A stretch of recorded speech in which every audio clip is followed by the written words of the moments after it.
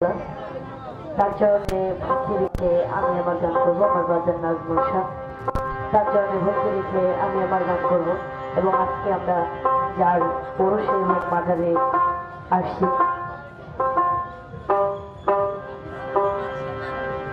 তোর বাবা বাদশা খান, তার চরণে ভক্তি রেখে।